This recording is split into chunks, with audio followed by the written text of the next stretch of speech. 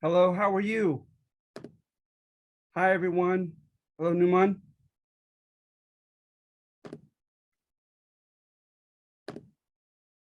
All right, great to have you. Okay. Hello. Hi. Yeah, glad to have you. And glad to have so many people.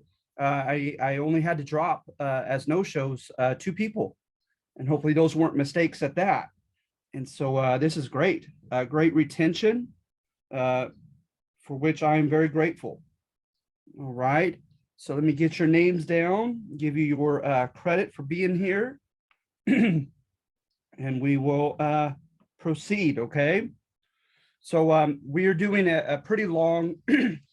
I had thought that the West assignment was the only really long one, like about 12, 13 pages. But this constitutes another one, I believe, just one more. Um, so don't expect them to always be this long. Okay. Thank you for hammering through that, because remember, I would like you to read all of them, okay, throughout the week. It'll help you for test one, give you context for whichever section you choose to do. But of course, for the actual assignment of the week, you're just choosing one, okay, to analyze and evaluate. So you have your introduction, right, to the second industrial revolution, the main one, arguably, in the late 1800s that the U.S. experienced. And here we go. So with number one, so often I give quite a bit away with the titles, all right? And number one is no different. American leaders created a fertile soil for the economy to flourish. So number one, right, what we're doing is we're patting ourselves on the back as a nation, contending that our great economic revolution did not happen by chance, but we created conditions in which the revolution could prosper, right? So it goes back to the founding fathers, and it mentions the type of system that we have. And that's where most arguments begin, right, of this sort, is contending that capitalism works, right? And by capitalism, I mean that the government tries in a myriad of ways to stay out of economic transactions and let them occur privately, between private individuals, between private companies, etc., and just create basic parameters, right? Basic rules, basic boundaries, and and allow that free, volitional um, uh, sequence of transactions to just occur organically, to happen just naturally, by human choice and ability, etc. And so I find that interesting. Is there, as much as there was a lot of enlightenment, um, uh, optimism during the Revolutionary War against Great Britain, there was still a lot of old Judeo-Christian cynicism, right? And by that, I mean notions of like original sin, right? Coming from the Bible, and notions that mankind from the time of Adam and Eve have fallen from grace, and their natural inclination is not to be good and to be the way that God intended them, created in his image, but instead is they have a tendency to sin. And that, you see that in our system of checks and balances, and borrowing from Montesquieu, of the founding fathers. And you see that also here in capitalism, is that people are inherently, the assumption goes, self-centered, selfish, and acquisitive, right? People want to have a materially rich life. They will go for their own self-interest before they will look and be concerned with the interest of other people, right? And so with that, you have the assumption that capitalism is congruent with human nature, It allows people to just pursue their greed, their self-interest, somewhat relatively freely, right? And so it starts there.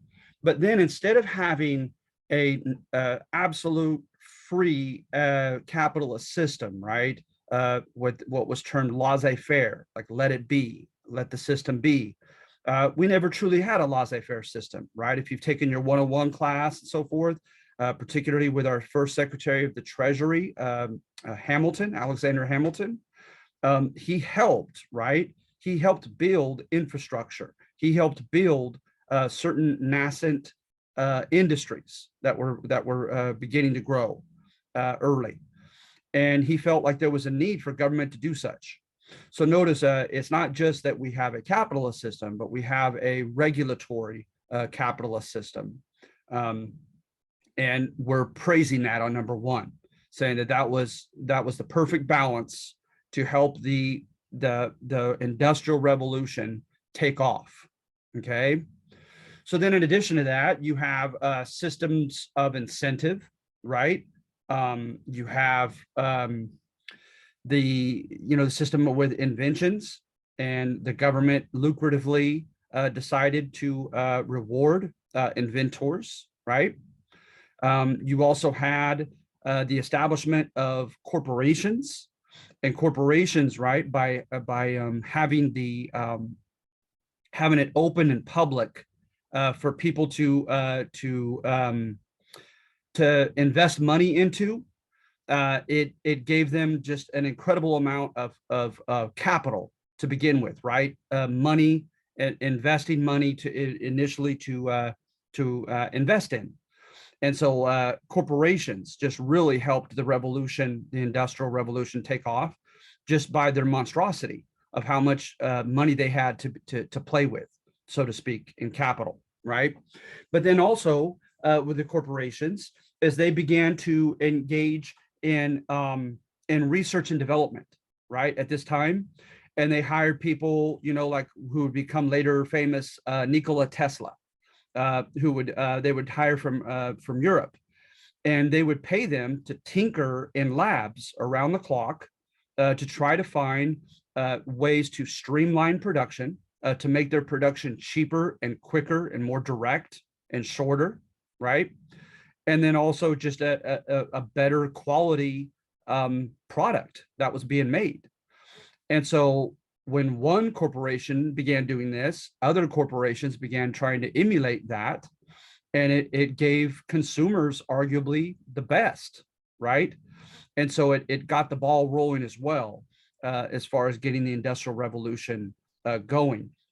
Then also just as I mentioned with the corporations, the availability of capital, banking tied up, like with JP Morgan and his father, tied up with capital coming from Europe.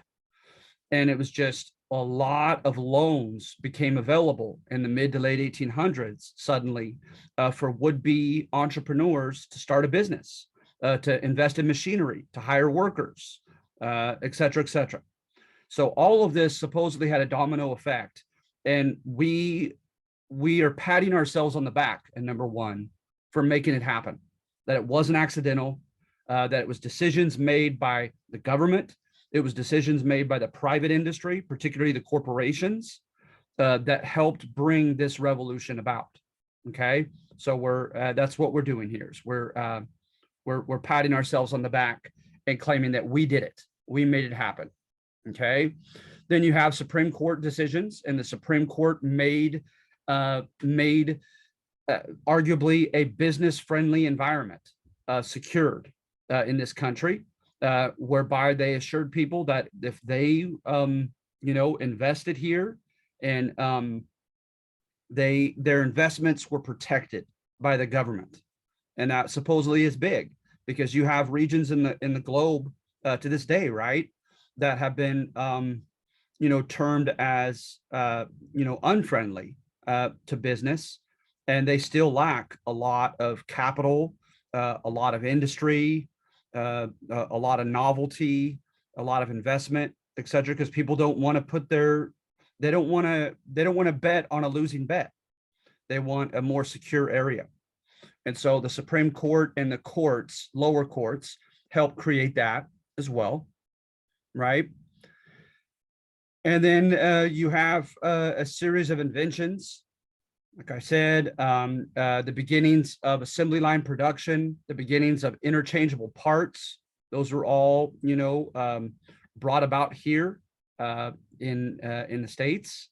The Bessemer process of converting iron into steel.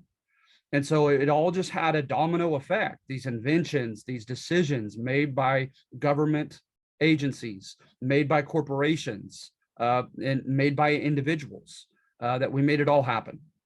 All right. So that's what I need you to look at with number one, is look how just that, patting ourselves on the back, saying that we, the Industrial Revolution, the second famous one in the late 1800s, was no accident, but we created the conditions ripe for it to develop and grow and flourish. Okay. So then number two gives much away by the title, right? Karl Marx was right, the father of Marxism, right? Of communism, etc. Karl Marx was right. Capitalism is an unfair economic system rigged for the rich. So that says it all right there. So when you look at this one, look for ways in which big corporations just had an unfair advantage over the smaller ones, over the mom and pop shops and petty, family owned companies, etc. And so we've already mentioned the obvious is they were able to first of all, right, with more capital, they could hire more workers, they could employ more expensive machinery, right? And in so doing, they were able to produce a lot more in mass than their smaller competitors, right?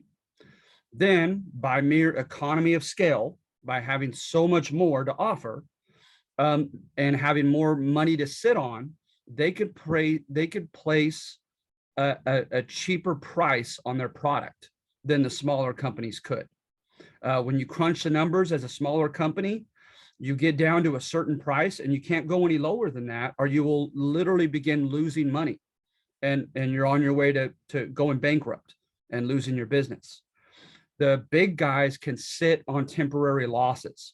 So they could just pull a Walmart on you and just put a cheaper price on their mass produced goods than you can, and undersell you out in the market, right? Not only that, but because they have more capital, again, they can afford to allocate some of their budget to research and development. So they streamline their production. So their production is cheaper than yours, and they have a better product than yours, ostensibly because they had engaged in research and development, could afford it when you perhaps could not. So you have that. Then in addition to that, right, ever since the time of Alexander Hamilton, your 101 class, is the Federalist Party going on through the Republican Party contended that there are occasions, there are industries, there are services which benefit the entire country. And when that is the case, it is the obligation of government to help subsidize those industries, to help them literally pay to produce whatever they're producing, to build whatever they're building, because supposedly it's good for the whole country. So an example that we looked at with that last week were the railroads, right, doing the West. They contended the railroads were serving the entire country, and so hence they subsidized them. They helped the railroads pay for their production. Well, they did that with textiles. They did that with metallurgical goods like iron and steel products and so forth. In addition to infrastructure, railroads and those types of things for transportation, etc. So at any rate, them being able to do that um, the big guys were always the ones that were doing those services that were supposedly good for the whole country. So not only are the big corporations have a huge leg up over their smaller competitors, as I've already mentioned, but then they also get government subsidies at times that the smaller mom and pop shops just don't get. And so they're getting help from government at times. And then in addition to that, they get Rockefeller was very successful in doing this. Is he would have right uh, a strategic way of placing his refineries, as well as where he would extract oil, and he would find a way to have at least two, three, four, even five options of transporting his oil for him. I think you know where I'm going with this. Is they charge by the pound. Well, he was such a big, dealer that he was going to offer tons of pounds of oil, right? Literally tons, thousands of pounds.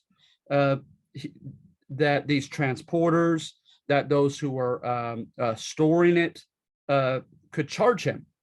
So he would go to them and say, "Why should I let you get rich off of me shipping my oil, storing my oil, um, as opposed to the other three or four options that I have?" And he would get them to offer him rebates, right? Discounts. And his famous one was the Lakeshore deal. And he got like a 65% rebate. I mean, just a crazy deal. And but he still had so much tonnage of oil that the company that gave him that great deal, the railroad company, still made a lot of money, right? So it was supposedly seen as a win-win. But what if you're a small oil refinery or oil extracting company? You don't have that much in poundage, right, to offer the railroad, etc. And so you have no leverage with them like Rockefeller did. And so you don't receive the discounts that he does. So that's just one more advantage that big business had over small business. And we had nothing yet, right, in the form of a law that stated that these private companies, the railroads, the storage companies, had to charge the same thing uniformly to everyone, because they just simply weren't. They had separate prices they charged each customer. Okay. So at any rate, you have all that going on. And then we've already talked about like the big capital in big capital being able to buy the finest machinery, right? So Carnegie being able to have the Bessemer ovens for the Bessemer process of making steel. He had a virtual monopoly on it for a short period of time, bringing that technology from Scotland and Europe. And so, yeah, there's just a myriad of ways in which certain people had a huge advantage over others.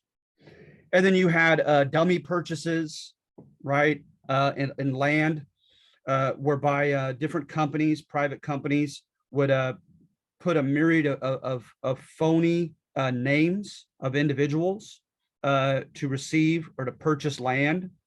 And then when all was said and done, it became known that it was all secretly a certain company that was gaining all this land. And again, there were no laws against that, even though people knew that was fraudulent. So there was a lot of shady stuff that couldn't really go on now without at least ostensibly getting caught and there being a law against it.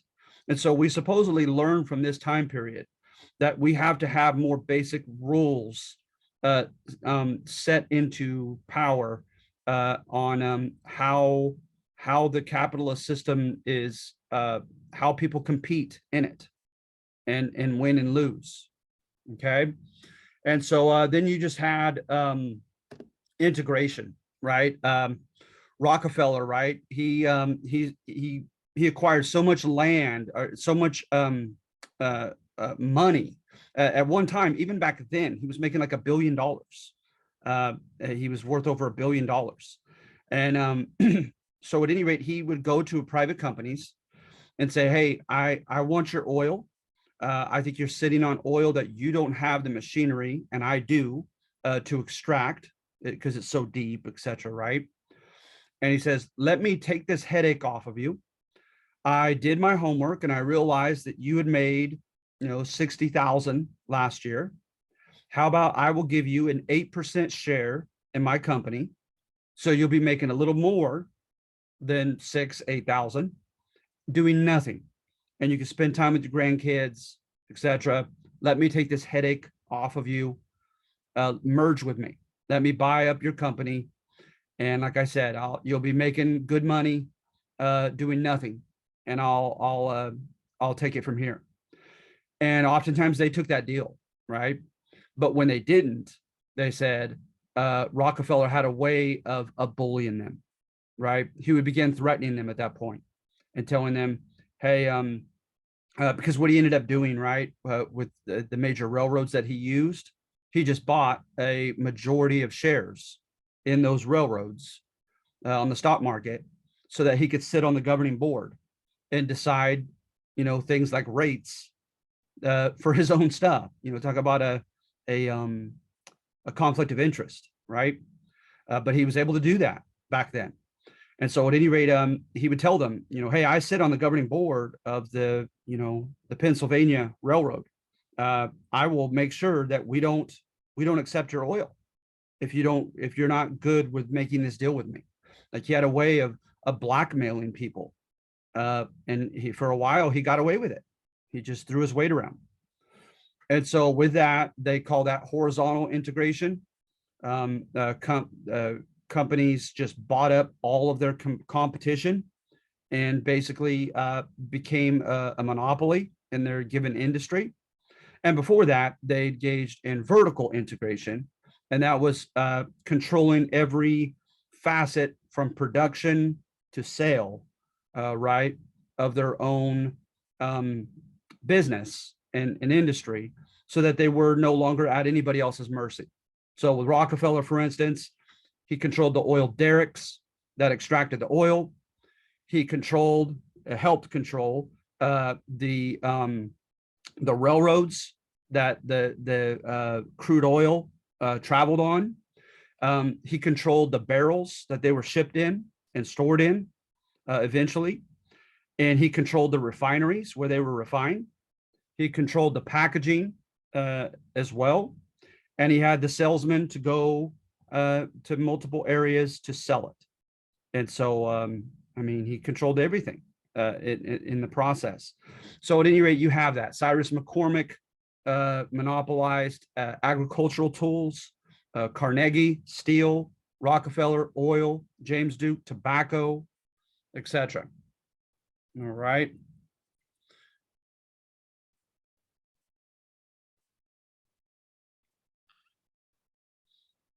So then what's argued here is that with this disparity of wealth and so many of the workers, right, that they created a glass ceiling. They didn't have to have a law or a policy whereby they said, workers are going to have to stay where they are. But it just happened that way. It just happened that way, hence a glass ceiling. So hence they constantly were in any type of recession, were laying workers off and then hiring them back, laying them off, hiring them back. Nothing promised to them in the form of unemployment, in the form of workers' compensation, even if it was the company's fault with their accidents. That didn't matter.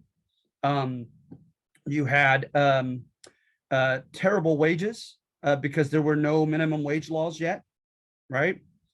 And you see here, right here, the average working class male earning only between 400 and 500 per year, when historians generally agree that an income of at least 600 per year was necessary for basic living. So that just shows you from your textbook that the average worker was not even making subsistence income, not even enough to live off of. So you had to have multiple incomes in the family during the Gilded Age, just to feed yourselves and pay the bills. Okay. So so yeah, and so you had understandably you had cases in which workers began to try to unionize, workers tried to strike, um, etc., because they felt like no one else was going to help them. They had to help themselves. All right, and we'll get to that shortly. All right, and then there was, like I said, no safety net legislation. Uh, Maybe sometimes local governments had something like welfare checks, tantamount to that, but state level and especially federal level, nothing as such. Okay.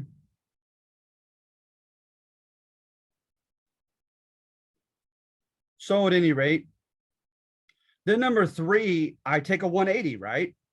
I try to be balanced. I try to be fair.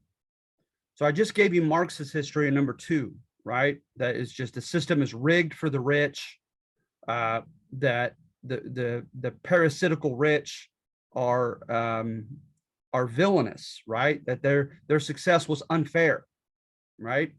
Number three, I take a 180. I say, you know what? I'm gonna play devil's advocate here. And there's a degree to which these guys earned their success. And it's really that simple on number three. And I put most of my attention on Rockefeller and some on Carnegie, right?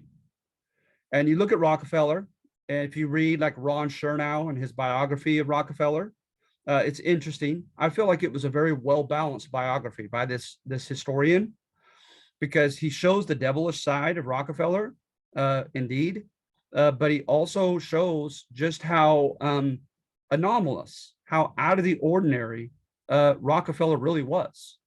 Um, he paints a picture, for instance, like as a kid, of like an old conservative man stuck in a little kid's body. He always saved his money. He always got up, slept very few hours, stayed up and got up early. He was very diligent and worked very hard. He was very shrewd and sharp. He was always goal oriented. He made shrewd decisions that anybody else technically could have made, right? And he got a little bit lucky, particularly to his access to capital, him meeting a few different people like Henry Flagler, who were wealthy and were willing at crucial times to lend him money when he needed it. But look through number three and look at some of the decisions that he made, and look just at that, okay, and see just how business savvy, how sharp he was, and how hard he worked. Okay, and so I just felt like that was only fair, going back and taking that perspective, when I have so much of the opposite in this handout of Marxist history, right? Of making villains of these guys. And Carnegie was just very similar, very very amiable by everyone's accounts, like just very a people person, much more than Rockefeller actually, and but very hardworking. Took a couple big risks at crucial times in his career, and yeah, the I want you to read it. I don't want to give too much away as far as details. All right, but take a look at it and see what they did. All right, to suggest that they merited, they earned, at least partially, their success. Right. It makes me think of an arrogant claim by a business tycoon not too long ago, where he boastfully stated, you could take the wealth from the wealthy, reallocate it to the general population, and within 10 years, we're all going to be back to where we are right now. And that's something to think about, right? And I think you guys probably know what he's inferring, right? Is that those who are poor somehow deserve to be and will become poor within 10 years again because of their decisions, their behavior, etc., their traits, their decisions, and the rich likewise have somehow earned their place, and they'll earn it again if they had to. And so I have no comment on that, but just food for thought, that's more of a conservative claim. Okay. With rich and poor, and strife, class strife, etc. Right. And then number 4 goes back very similar to number 2, but with the exception of number 2 focuses on the private industry of businesses and how the system was too Darwinian, in that if you allow, Darwin's rule out in the ocean, then what chance does a seal have against an orca or a great white shark? They're going to gobble them up. And so likewise, with number 2, that's the point, right? Is that the sharks, the more powerful great whites, gobbled up the smaller animals. Number 4 states that while that was happening, the government facilitated it, was okay with it, and refused to empathize with those who were getting devoured by the sharks. So number 2 focuses on industry, on the big businesses that won. Number 4 focuses on government being okay with that. And clearly, number 4, the tone of it is complaint, right? The tone of it is not okay with that fact, that is unethical, unfair. So one, right, is you have the fact that the government claims that it adheres to laissez-faire principles, right? Government, stay out of it, let it be principles. But in reality, it's hypocritical in that respect. So it's okay with laissez-faire principles when the big sharks gobble up the seals, right? So we talked about that. Different prices by railroads and storage companies for the big guys, lower ones than for the small ones, right? Being able to throw your weight around and force mergers, right? Big guys swallowing up the little ones. The government's okay with that as a laissez-faire principle, supposedly. Treatment of workers, right? No minimum wage laws, no laws on injuries and accidents and unemployment, etc. Because again, they claim laissez-faire principles. But then they subsidize the big governments when they're doing something that the government claims is good for the whole country, right?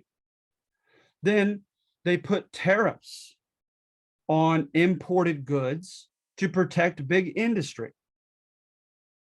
So the tariffs, right, were artificial taxes brought on commodities brought from Europe and elsewhere, so that the price would artificially go up, and so that it would make Americans buy American-made products instead of foreign products. But that's not laissez-faire. That's government intervening to help business out, right? And then also, right, so it's not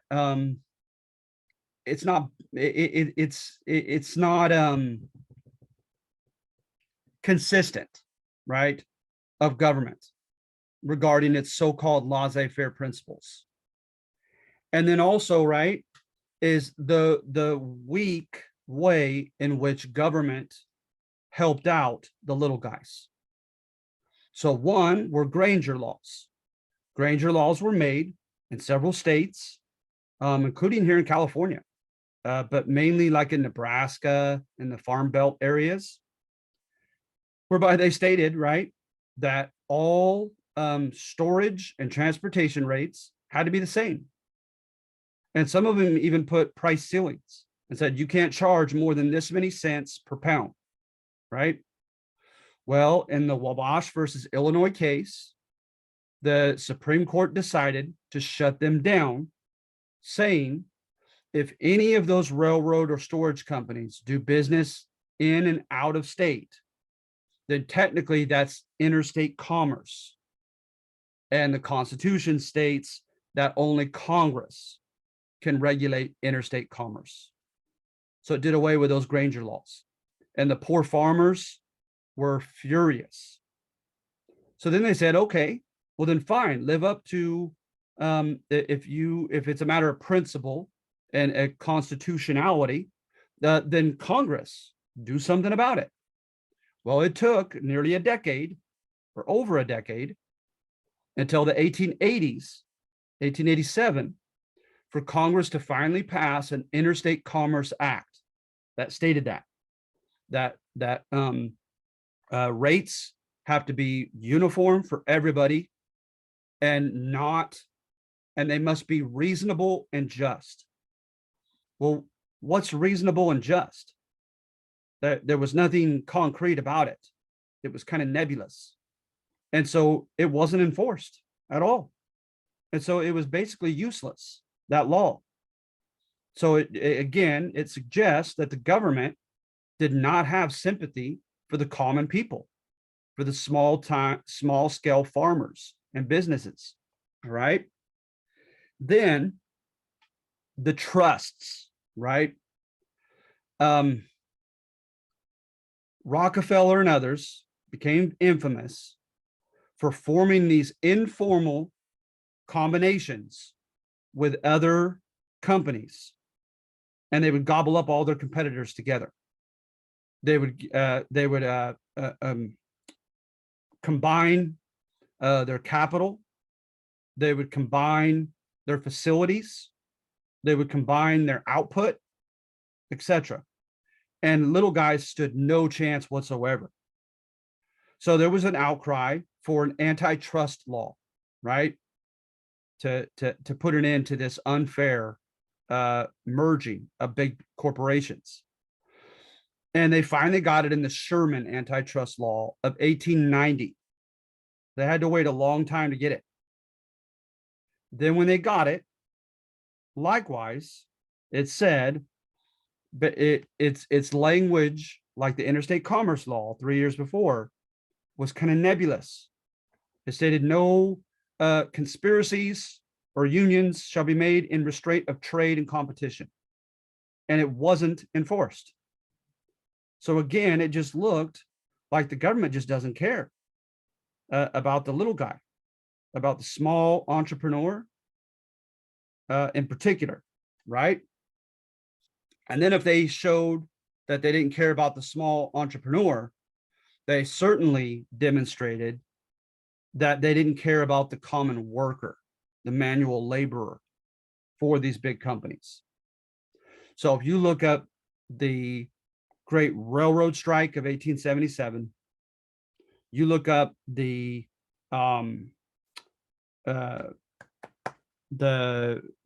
Carnegie's strike, the Homestead Strike of 1892, and especially you look up the Pullman Strike in the railroad in 1894, and you will find case by case of government at the state level, and eventually with the Pullman Strike, it was the national level, the president himself of his executive department getting the Supreme Court to issue an injunction saying that the strike was illegal and it must stop or they could be arrested.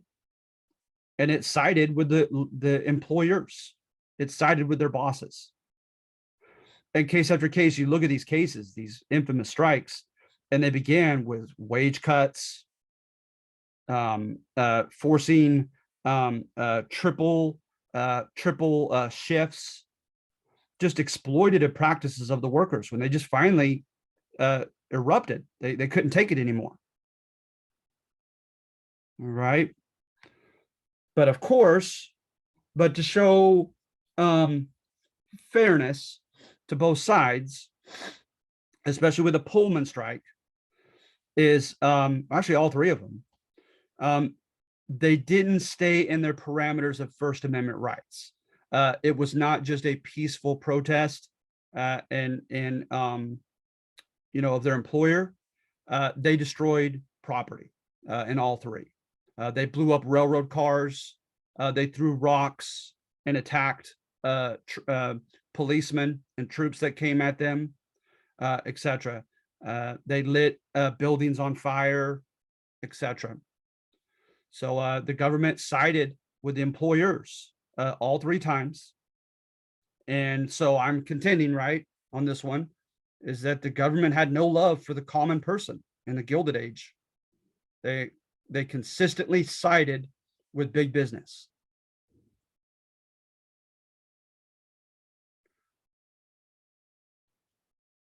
All right, number 5.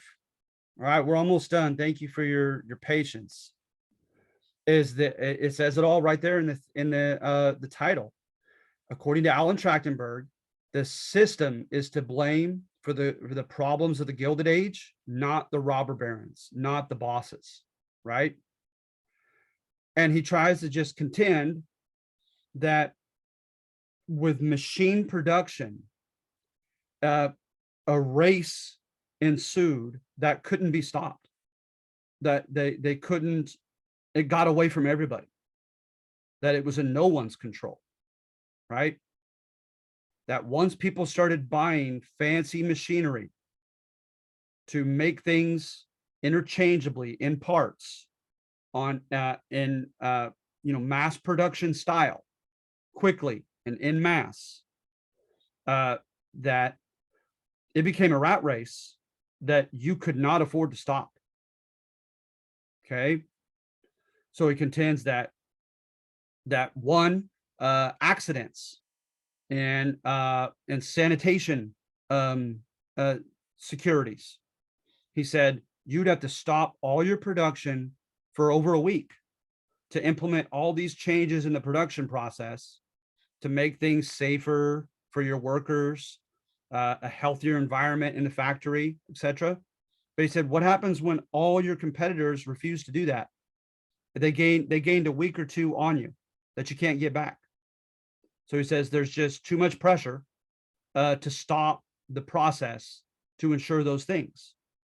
Then he says, secondly, you are in a constant fight over prices, right? Your competitor is doing everything to cut the price of production, right? To make production of the product a little bit cheaper each time, so that extra money he saved, he can afford to lose by lowering his price of his product, right? Because whoever has the cheapest price is going to win, ostensibly. The consumers are going to go for the best price pretty consistently. So therefore, if you decide to grow a conscience and give greater salaries to your workers, your competitor is going to keep a low salary and he's going to be able to take a lower price than you out on the market, and consumers will buy his product rather than yours because you had a conscience and decided to raise your prices or raise your salaries for your workers. So he says, hence the system, right, puts pressure on the employers not to raise wages, to keep them low. And it goes on like that, right? So I thought that was interesting and thought-provoking. Trachtenberg saying, right, that it's too simplistic of making heroes and villains, victims and villains, right? Like with Marxist history, the robber barons are the bad guys. Trachtenberg says it's not that simple. The system put pressure on the employers, on the bosses, to be as cheap and efficient as possible. He's almost saying that the system made them, put pressure upon them to be ruthless in their practices and decisions. All right. And that is finally it. So do you guys have any questions or comments? No, sir. Okay, thank you. All right.